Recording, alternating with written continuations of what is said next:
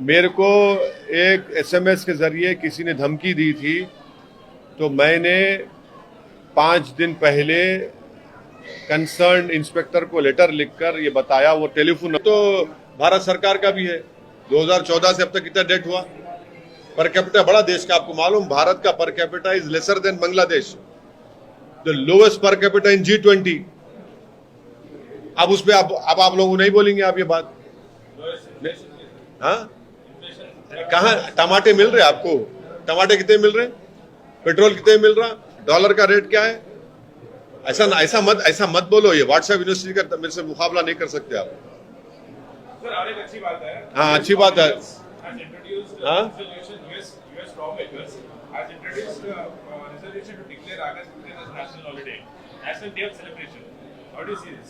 अच्छा है ना, क्या बात है, अच्छी चीज है, अच्छा है।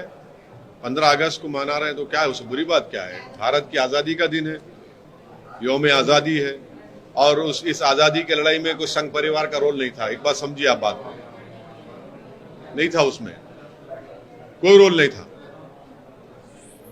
वो लाख बोल ले, कोई रोल नहीं था उनका। अब आप लोग चलाएंगे नहीं मालूम, और बिल्कुल रोल नहीं था उनका। अंडमान निकोबार में आप देख लीजिए, सबसे पहला जो खैदी गया हैदराबाद का मौलवी इस्माइल, यहां से मक्का मस्जिद से जुलूस निकाले थे आपके प्रेसिडेंट वुमेन्स कॉलेज तक।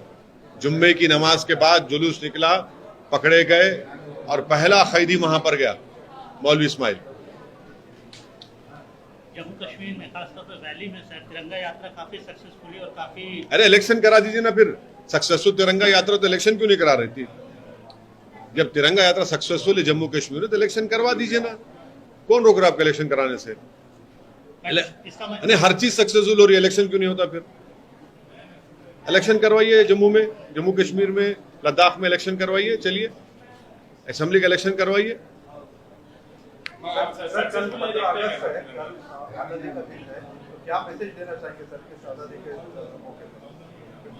हमने, हमारे बुजुर्गों ने अंग्रेजों से 200 साल इस मुल्क की आजादी की लड़ाई लड़ी। अंग्रेजों की 200 साल की गुलामी थी। 200 साल हमारे बुजुर्गों ने उनके खिलाफ लड़ा, अपना सब कुछ कुर्बान किया, जाने दे दी, अपना घर बार लुट गया, औलाद की कुर्बानी दी, और इस एक ख्वाब और इस उम्मीद पर कि जब देश आज़ाद होगा तो यहाँ पर हर समुदाय को उसका जायज़ मुकाम मिलेगा। और इसीलिए हमारे बुजुर्गों ने संविधान को बनाया। मगर क्या हम ये 15 अगस्त हम तमाम को एक मौका देता है कि हम इंट्रोस्पेक्ट करें, मुहासिबा करें, अपने गिरेबान में झांक कर देखें कि हमने उन बुजुर्गों की कितनी कुर्बानियों की लाज रखी। हमने एक जलियांवाला बाग में जान देने वालों की, उनकी कुर्बानियों को आज हमने जिंदा रखा या उनको खो दिया। उसको जो जेलों में काला पानी की सजा हमारे बुजुर्ग काटे, क्या हम उसकी सजा को, उनकी तकालीफ को याद रखते हैं? अगर याद रखते हैं तो फिर देश आज इस हालत में क्यों है? आखिर देश इस हालत में क्यों है जहां पर बेरोजगारी नौजवानों का मुकद्दर बन गया, जहां पर बुलडोजर सिर्फ एक समुदाय को चलता है जिनका नाम मुसलमान है, जहां पर गरीबी बढ़ते जा रही है। फिर हम क्या मोहब्बत कर रहे हैं उन बुजुर्गों से? हम बताइए। हमारा तो पैगाम यही होना चाहिए। क्या हम समझ रहे हैं कि जो तिरंगा हमको मिला ऐसे ही मिल गया हमको? उस तिरंगे में बनाने में, उस तिरंगे को हम लहराने में कितने लोगों ने कुर्बानियां दी?